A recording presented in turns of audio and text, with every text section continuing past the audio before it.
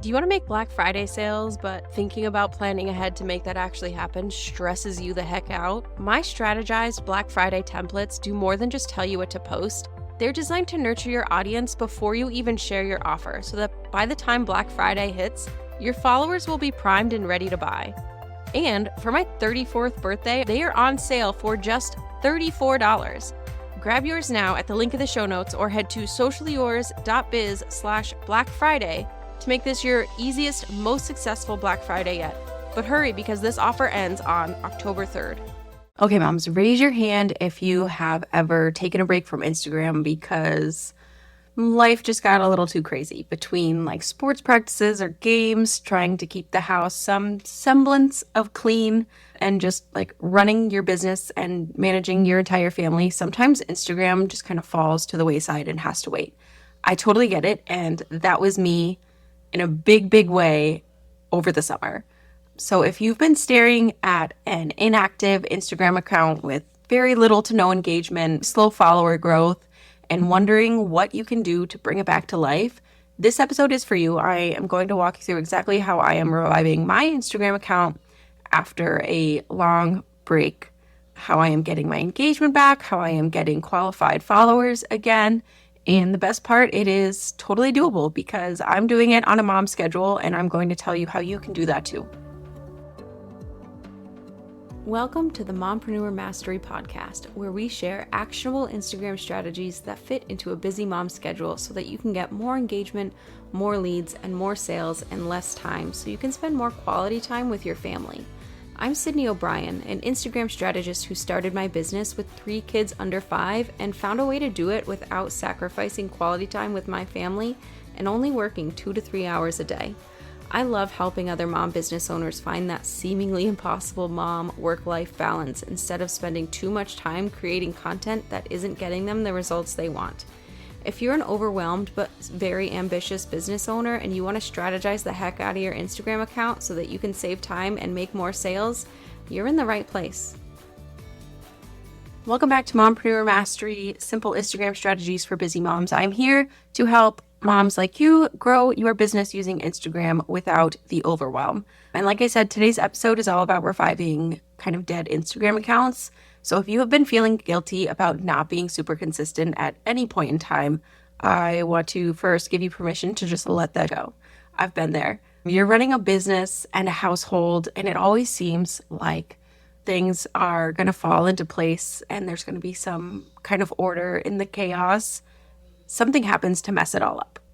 That big changes come, something always just pops up and kind of ruins that. That's life, and it happens. And it happened to me in a big way over the summer where I was posting very consistently, engaging frequently, and all of that just kind of went away, which I'm fine with. And you should be fine with it too. It happens. You know, I love Instagram. I love what it can do for businesses, but it's not necessarily always a priority when big things happen in our lives outside of business. And the truth is, Instagram doesn't have to be perfect every day. That's kind of one of the reasons I love it.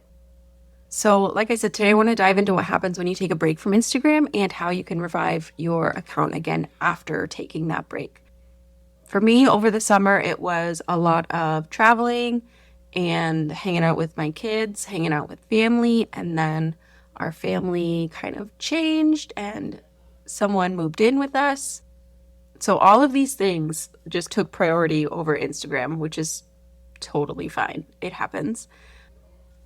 If you are ever feeling bad about these breaks, please remember that consistency is important, but it's not the end of the world. Reviving an account is doable.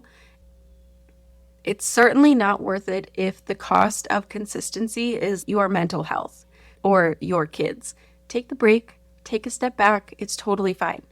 When you're ready to jump back in, this is what you do. I totally understand that when you're ready to come back to it, it feels really daunting. I felt that way. I went from having like a high engagement rate, pretty solid follower growth, to absolute crickets in both of those sections. It felt very daunting. And I was very overwhelmed with, oh my gosh, where do I even start? How do I start this? It's kind of like when you've had a super crazy week and all your laundry is piling up and kind of just threatening to take over your entire house, and you don't even know what to start with, but you have to do it. But once you start with one load and you fold it and you put it away, everything else, it just gets a little bit less daunting every time with that first step. So don't feel like you have to do it all at once. I'm not telling you to do 7 loads of laundry in one day. We're going to start one thing at a time. Engagement is like the heartbeat for your Instagram account. Without it, Instagram isn't going to show your content to anyone. You will be posting to crickets. The thing that tells the algorithm, hey, this account is alive, it's kicking, and it deserves to be seen by more people. So make sure to prioritize both content that gets engagement and this super, super duper underutilized thing called outbound engagement. Liking, commenting, replying to stories of people in your audience, people that your audience follows, complementary businesses to yours. The more people that see that, the more people will interact with your content. So you can get that engagement, but also, like I said, get visibility by people in your target audience so you can get that follower count back up. And not just any followers. You always want to prioritize people that are in your target audience so that they actually engage with your content. These two things very much tie together. Outbound engagement accomplishes both of them. So even just like 10 minutes a day can make a huge difference. And it did for me when it came to increasing engagement and increasing my followers. The next thing I did, and this might sound kind of scary, was I deleted followers. Yeah, you heard that right. I went through and deleted inactive followers, and I used the Instagram tool. When you go to your followers, there's an option to look at followers that might be spam. Deleted all of those because all they're doing is dragging down your engagement rate, and you don't want that. If they're not in my target audience, if they're not real people, I don't really want them there. That's not beneficial to me, even though it kind of inflates that follower number and might make me look more legitimate. It is not actually helpful to my business. That is very much a vanity metric, and I don't want vanity metrics. I want actionable metrics, which one of them can be engagement. So focusing on quality followers over quantity is really important here. Once you clear out those inactive accounts, those spam accounts, your engagement rate will improve because the people that are left are the ones who actually want to see your content and actually want to interact with it. And that paired with outbound engagement really, really helps to get that visibility, get that engagement rate back up, and make sure that you are getting followers that are in your target audience. And then when it came to creating content after doing these two things, I wanted to create content that sparked engagement. The key here is not posting just for the sake of posting to have something on your feed, right? It's about creating content that gets people talking. After a break, you really want to come in full force and get interactions with your post, whether it's comments, shares, saves. Those are like the 3 biggest ones when it comes to getting more reach on your posts. So focus on that. A lot of the times this can be super relatable content. It can be content that is extremely valuable. It can be content that is a little divisive in nature if you use kind of divisive hook that piques interest and intrigue and can start some really interesting conversations. Because like I said, all of these things work because Instagram loves interaction. So anytime you can start a conversation or get a share or a save, when people interact with that content, Instagram takes note of that and shares that post to more people, which is going to help your account and your business in turn. If you're not sure what to post to get engagement, the easiest thing to do is to look at your insights and past posts and see what got a lot of comments, what got a lot of shares, and repurpose it or replicate it. If it's been a while since you've posted it, you can totally do that. Checking your insights saves a ton of time and guesswork and stress when it comes to creating content. I always recommend it. And that is the 4th thing I do, was tracking progress. The scheduler I use is called Metricool, and it has a really great reporting feature that I love so much more than like the Instagram Insights or Meta Business Suite. And I check the Metricool analytics once a month. It sends me automatically a very detailed monthly report of my progress on a whole bunch of different things. But when I want something quicker, because I'm working really hard to get this account active again, I use a tool called flick.tech.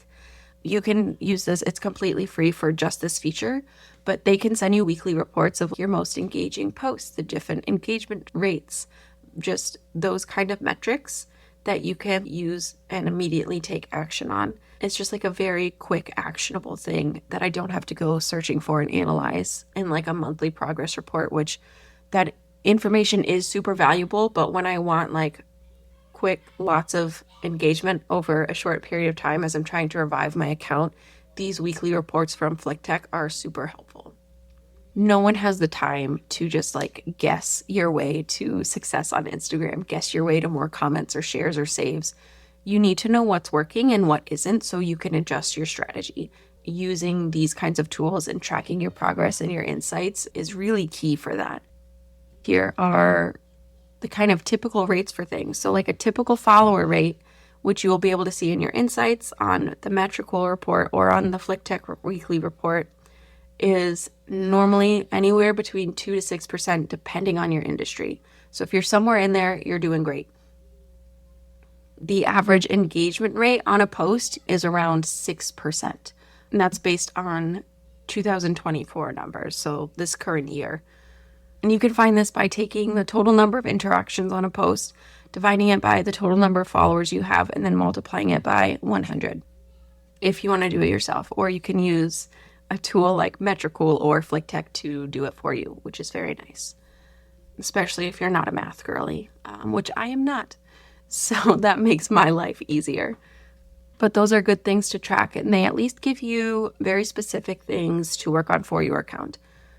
And like I said, using outbound engagement, which is so important. I have an entire monthly training dedicated to it inside Post with Purpose, my membership. When done correctly, it has such amazing benefits for your growth, your visibility, your reach, and your inbound engagement on your account, because all of these things kind of tie together. So those are the first steps that I am taking. I have seen an uptick in growth since deleting a whole bunch of people, and I've seen an uptick in engagement. Last week, my post that had the most engagement was 25% engagement rate, which is pretty amazing. So definitely doing well. And because it got that much engagement, it also got a lot of new reach and new followers. You can see how all of these things kind of tie together. These are definitely the first steps you want to focus on when reviving a kind of dead or inactive Instagram account. And then after this, the next step that I'm going to be working on is fostering deeper connections now that I have that engagement back up. Now that I have people in my audience that are interacting with my content so they see it more often, they kind of are getting an idea of who I am and how I work. I want to take it to the next level and start turning that engagement into a deeper level connection, because that connection is what converts followers into clients. And this is all part of the 5-step strategy for Instagram sales that I teach inside Post with Purpose. So if you want to learn more about the 5-step strategy, what to do in each of the steps, how to build real connections with your audience while keeping that engagement high and being able to convert those qualified followers into customers or clients, depending on your business type, there will be a link below and you can check out Post with Purpose there.